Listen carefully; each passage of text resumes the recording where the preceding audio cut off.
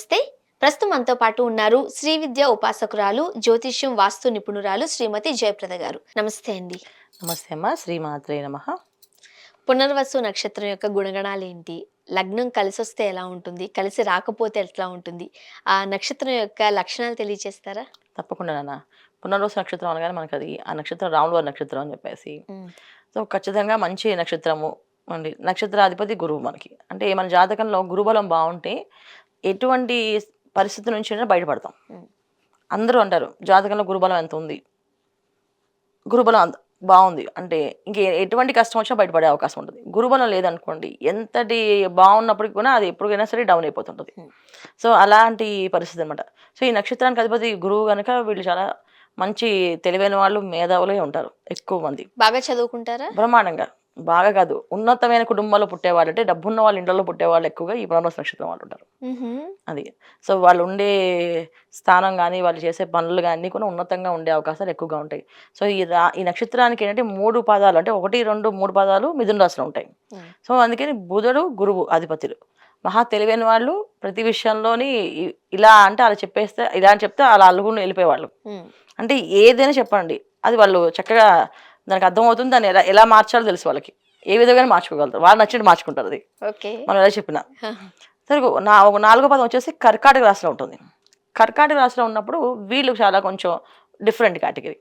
అంటే ఇప్పుడు ఈ 3 పాదాలు ఉండేవాళ్ళు పునర్వసు నక్షత్రం వాళ్ళు ఒకలా ఉంటే, ఈ 4 పాదం వాళ్ళు డిఫరెంట్‌గా ఒకలా ఉంటారు. అంటే అస్సలు రాశి మ్యాచ్ అవ్వరు. మారేసరికి పూర్తిగా గుణగణాలు కూడా గుణగణాలు పూర్తిగా మారిపోతాయి. మారిపోతాయి. ఎంత పూర్తిగా మారిపోద్దంటే అసలు మనం ఆశ్చర్యపోతాం. నిజంగా ఇంత మార్పులుంటుందా అనేసి. నిజంగా ఉంటుంది. వీళ్ళు పునర్వసు నక్షత్రంలోనే పుట్టినవారా అనుకుంటామా? అనుకుంటాం. ఓకే. 100% బాగా చదువుతారు వీళ్ళు.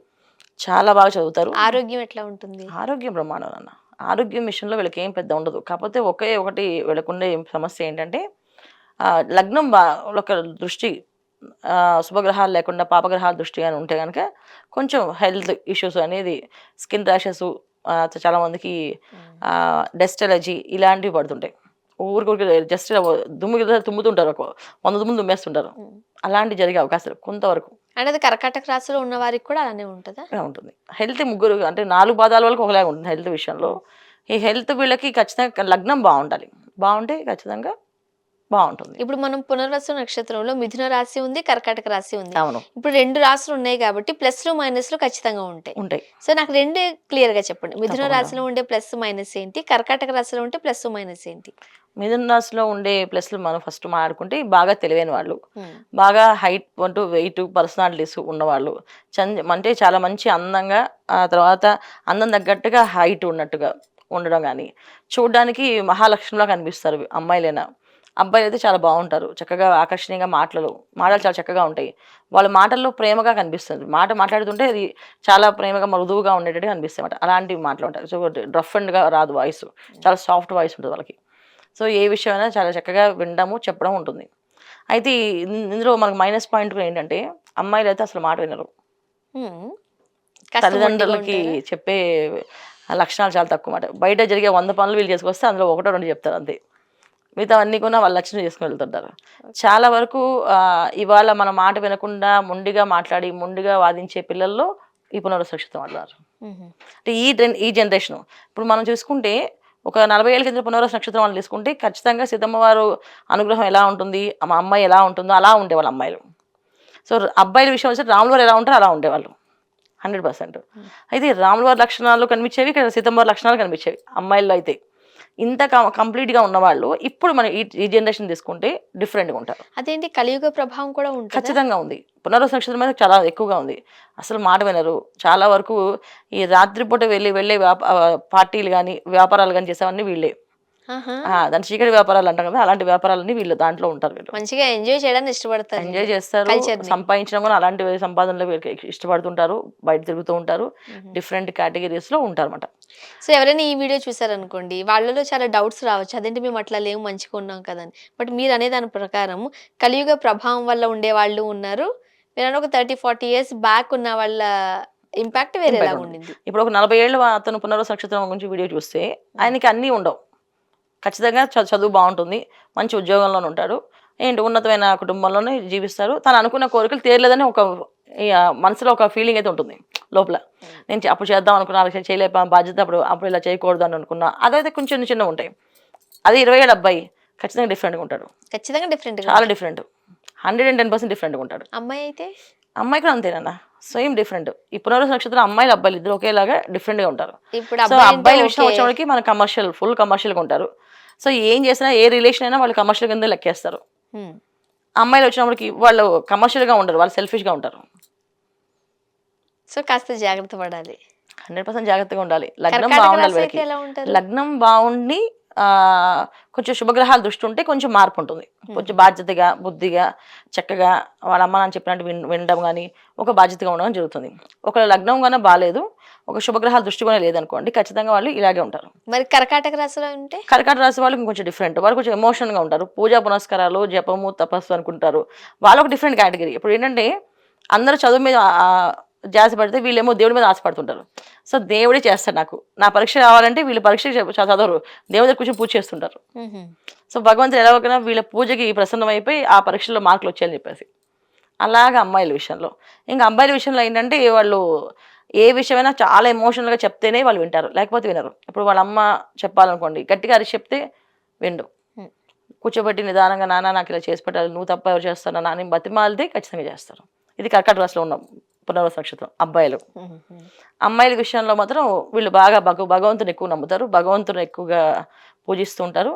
ఏది అయినా సరే, ఏ ఒక్క కోరిక వచ్చినా వాళ్ళు భగవంతుడికి వెళ్ళి చెప్తుంటారు.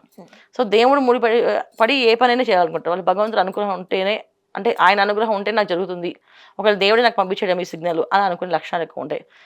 నాకు తెలిసి 4వ పాదం వాళ్ళని కర్కాటక రాశిలో పుట్టిన ఏవైతే పునర్వసు నక్షత్రం ఉన్నారో వాళ్ళ అమ్మాయిలు అయితే చక్కగా చేసుకోవచ్చు. ఉమ్. వాళ్ళు కొంచెం బాధ్యతగా ఉంటారు, మిథున రాశి భయం అయితే భక్తితో కాస్త ఉంటారు. ఆలోచించాలి. మిథున రాశి వాళ్ళు కొంచెం అడగాలి. 100% లగ్నం చూసుకోవాలి. లగ్నానికి ఏ గ్రహాలు ఉన్నాయో దానికి వీక్షణ ఎలా ఉందో చూసే పెళ్లి చేసుకోవాలి. అది డైరెక్ట్గా మనం చేసుకోవడానికి ఇంకా చాలా రఫ్ అండ్ టఫ్గా ఉంటారు వాళ్ళు. మాట కూడా చాలా చాలా ఫాస్ట్గా ఉంటుంది. ఏ విషయమైనా టక్క టక్క టక్క అడుగుతారు. ఇప్పుడు మనం చాలా మంది కామెంట్స్ పెడితే కానీ చాలా రఫ్గా ఫాస్ట్గా రాస్తారు కానీ వీళ్ళే ఆహా. మీకు అర్థమైపోద్ది. అర్థమవుతుంది. ఓకే. మరి వీళ్ళకి హెల్త్ ఎలా ఉంటుంది? ఆరోగ్యం అదేనన్న, ఖచ్చితంగా వీళ్ళు 100% బాగుంటుంది. కానీ కొంతవరకు బాగాలేకపోతే మాత్రం డస్ట్ ఎలర్జీతో ఎక్కువ ఎఫెక్ట్ అవుతుంది. ఎక్కువ డస్ట్ ఎలర్జీ. తర్వాత మామూలుగా అబ్బాయిలకైతే కొంచెం ఈ వెహికల్ నడిపినప్పుడు జాగ్రత్తగా వెళ్తూ ఉండాలి. ఎందుకంటే వీళ్ళకి ఎప్పుడు కొన్నా కొంచెం పొంచి ఉంచిన ఆపద అంటారా, వీళ్ళు ఎప్పుడు కూడా ఆపదలో ఉంటుంటారు ఎక్కువ. ఎందుకంటే వీళ్ళు దేన్ని లెక్క చేయరు. గండాలు ఒక ముహూర్తం చూసి వెళ్ళమన్నా వెళ్ళరు. ఏం కదలే అన్నీ చెప్తా ఊరికని చెప్పి వెళ్ళిపోతుంటారు. అలాంటప్పుడు వీళ్ళు కొంచెం ఇబ్బందులు పడే అవకాశం ఉంటుంది. డ్రైవింగ్లో జాగ్రత్త ఉంటే చాలు వీళ్ళు. సో మరి పునర్వసు నక్షత్రం విత్ మిథున రాశి అనుకుందాం. వాళ్ళ వివాహ జీవితం ఎలా ఉంటుంది? అమ్మాయిలు బాధ్యతగా, అంటే అమ్మాయిలు అయితే అబ్బాయిలు ఖచ్చితంగా ఆపోజిట్ వస్తారు వీళ్ళకి. ఈ అమ్మాయి పూజ చేయదు, అబ్బాయి పూజ చేస్తుంటాడు. ఈ అమ్మాయి బాధ్యత కూడా అబ్బాయి బాధ్యతగా ఉంటుంటాడు. అమ్మాయిల విషయంలో లాగా అబ్బాయిల విషయం అయితే ఇంకా వైఫ్ వచ్చి అన్ని దారిలో పెడుతుంది, ఓ. ఖచ్చితంగా దారిలో పెట్టేస్తుంది.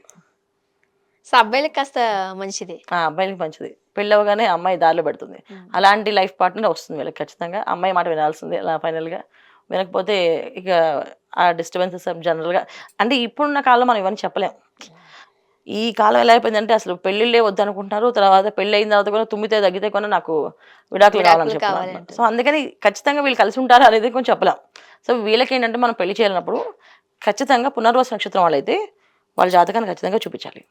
100% జాతకాన్ని చూపించుకొని వీళ్ళకి ఏ జాతకం వాళ్ళు మ్యాచ్ అవుతారు, అంటే వీళ్ళ గుణగణాలు మనం మార్చలేం కదన్న. ఎవరైనా సరే పుట్టుకతో ఉన్న గుణాలని మనం మార్చలేం. ఖచ్చితంగా ఏం చేయాలి, జాతకంలో ఇప్పుడు ఈ అమ్మాయికి ఒక హస్బెండ్తో ప్రాబ్లం ఉంది అంటే ఆ జాతకంలో ఈ అమ్మాయి చూడవలసిన సంబంధం ఏంటంటే మనం సాఫ్ట్గా ఉండే అబ్బాయిని చూడాలి. మరి అప్పుడు అలాంటి ఏముంది, ఏ నక్షత్రం వాళ్ళు వీళ్ళకి సూట్ అవుతారు? నక్షత్రం కాదు, లగ్నమే చూసుకోవాలి. లగ్నం చూడాలి. లగ్నమే చూసుకోవాలి. ఇప్పుడు నక్షత్రం వైజ్ మనం తీసేసుకుంటే సరిపోదు.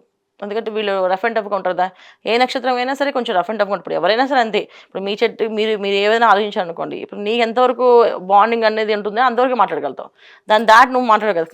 ఒకవేళ క్రాస్ చేస్తే ఏమవుతుంది, నీకు బాధ అనిపిస్తుంది, ఎదురు వాళ్ళకి కూడా బాధ అనిపిస్తుంది. సో నక్షత్రం వైజ్ మనం తీసుకుంటే వీళ్ళకి ఈ నక్షత్రం బాగుంటుందని ఖచ్చితంగా ఉండదు.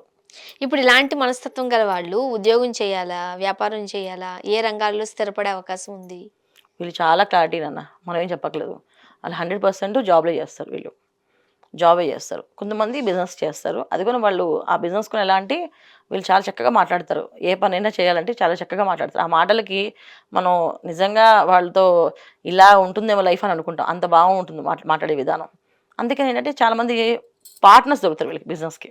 హుహు. సో వీళ్ళది ఇన్వెస్ట్‌మెంట్ అనేది మాటలు, డబ్బు వాళ్ళు పెడతారు.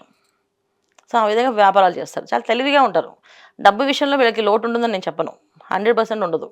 ఇది వీళ్ళు చేసుకునే ఒక్కొక్కసారి రాలేదు, అవ్వట్లేదంటే అదేదో వీళ్ళ జాతకంలో ఉండే హ్మ్. దశ, అంతర్దశలు యోగించకపోవడమో, బాలేకపోవడం తప్ప వీళ్ళకి డబ్బు లేదని మాత్రం ఉండదు. ఎందుకంటే పునర్వసు నక్షత్రమే డబ్బున్న వాళ్ళ ఇళ్ళలో పుడతారు. లేకపోతే వాళ్ళు పుట్టిన తర్వాత ఇంట్లో వాళ్ళకి కలిసొచ్చి బాగా సంపాదిస్తారు. ఇప్పుడు హుహుహు. పునర్వసు నక్షత్రంలో అమ్మాయి గాని, అబ్బాయి గాని ఇంట్లో పుడితే ఇంకా అబ్బాయి పెరుగుతున్న కొద్దీ వీళ్ళ ఇంట్లో అన్ని ఆస్తులు వీళ్ళు అబ్బాయికి ఏర్పాటు చేస్తూ ఉంటారన్నమాట.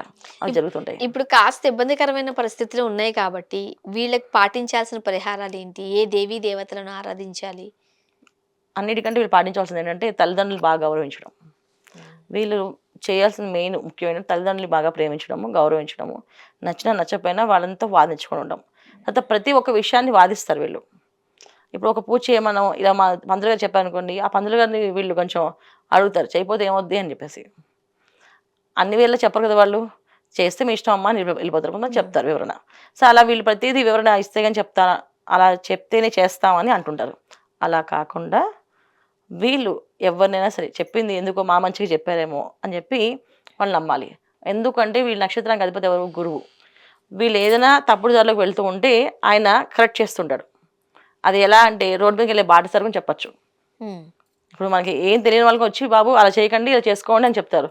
సరే ఎవరు పడితే వాళ్ళు చెప్తున్నారని చెప్పి పక్కన పడేసామనుకో ఆ విషయం వినకుండా 100% అది ఎఫెక్ట్ అవుతుంది. సో, ఖచ్చితంగా మాట వినడం వినాలి నేర్చుకోవాలి. వీళ్ళు. ఏదైనా సరే వస్తే భగవంతుడు మనకిచ్చిన మెసేజ్ ఏమో. ఇప్పుడు మనం ఆడుకుంటున్నాం. ఈ వీడియో వాళ్ళు ఎవరైనా విన్నారు. దీన్ని కూడా తీసి పడేయొచ్చు వాళ్ళు. ఏం చెప్తారో సోదని చెప్పేసి. అలా కాదు. ఇది వాళ్ళకొక మెసేజ్ లాగా అనిపించి వాళ్ళు ఖచ్చితంగా దాన్ని ఫాలో అయితే గనుక 100% సక్సెస్ అవుతాయి. వీళ్ళకి ఎప్పుడు కూడా ఏంటంటే ఒక బాటసారి తెలియని వాళ్ళు మనుషుల రూపాల నుంచి వస్తుంటాయి. హుహు. అది వీళ్ళు పట్టుకోగలిగితే అదృష్టవంతులన్నమాట. ఇప్పుడు తల్లిదండ్రులు చెప్పేది వీళ్ళు అలాగే వినరు. వాళ్ళు నచ్చితే చేస్తా అంటారు. సో, కొంతమంది వైఫ్ అండ్ హస్బెండ్ మధ్యలో వైఫ్ చెప్పినా వినరు అబ్బాయిలు. నచ్చిందే చేస్తాలే అని చెప్పేసి అంటుంటారు. ఈ ఎవ్వరు ఏం చెప్పినా వినకపోయినా ఒకసారి అనుకోకుండా ఎవరో కనిపించింది కాదు ఇలా చేయండి అంటే ఆగాలి. ఇది ఓకే. భగవంతుడు పంపించిన సందేశం అనుకోవాలి వాళ్ళు. మరి ఏ పూజను చేయాలి? ఏ పుణ్యక్షేత్రాలను దర్శించాలి? పుణ్యక్షేత్రాల కంటే వీళ్ళు ముందు పూజ రోజు నిత్యం ఏంటంటే ఇంట్లో ఎక్కువ వీళ్ళు చేయాల్సిన ఆరాధన ఎప్పుడు కూడా దత్తాత్రేయ స్వామిని. హ్మ్. ఎక్కువ దత్తాత్రేయ స్వామి వజ్ర కవచం గాని, లేకపోతే గురుచరిత్ర పారాయణ గాని ఇవి చేస్తూ ఉంటే ఎటువంటి ఇబ్బందున్నా, ఎటువంటి ఆపదున్నా కాపాడుతూ ఉంటుంది. ఏదైనా ఒక ఇబ్బందొచ్చినా, ఆపదొచ్చినా వీళ్ళకి తొందరగా తెలీదు. పూర్తిగా మునిగిపోయాక తెలుస్తది వీళ్ళకి. వీళ్ళకి ఎప్పుడైనా ఏ సిచ్యువేషన్ అంతే. కంప్లీట్ అది అయిపోయింది ఇంక నెక్స్ట్ లేదు అన్నప్పుడు తెలుస్తుందన్నమాట వీళ్ళకి. అలా కాకుండా ముందు నుంచి వీళ్ళకి చిన్నప్పటి నుంచే పునర్వసు నక్షత్రంలో ఎవరైనా పుడితే, అప్పటి నుంచి వాళ్ళ పిల్లలకి ఏదో ఒక భక్తి, ఒక భగవంతుడి నామాన్ని అది దత్తాత్రేయ అవ్వచ్చు, శివుడు అవ్వచ్చు, కృష్ణుడు అవ్వచ్చు, ఏమైనా చేసుకోవచ్చు. కానీ ఇంట్లో వాళ్ళు నేర్పించాలి. హ్మ్. ఇలా బాధ్యతగా ఉండాలి నాన్న. పొద్దున్నే నువ్వు ఈ 5 నిమిషాలు ఈ పూజ చేయాలి. అయితే ఈ 10 నిమిషాలు కేటాయించాలి ఎప్పుడు ఎవరో ఒకరు అని వాళ్ళని చెప్పి నడిపిస్తా ఉండాలి. నడిపిస్తే అదృష్టవంతులు వీళ్ళు. హ్మ్. చాలా అదృష్టవంతులు. అది. పునర్వసు నక్షత్రం గుణగణాలు, ఏం చేయాలి, ఏం చేయకూడదు, పరిహారాలు చాలా వివరంగా తెలియజేశారు. ధన్యవాదాలు. నమస్తే అమ్మ. శ్రీమాత్రే నమః.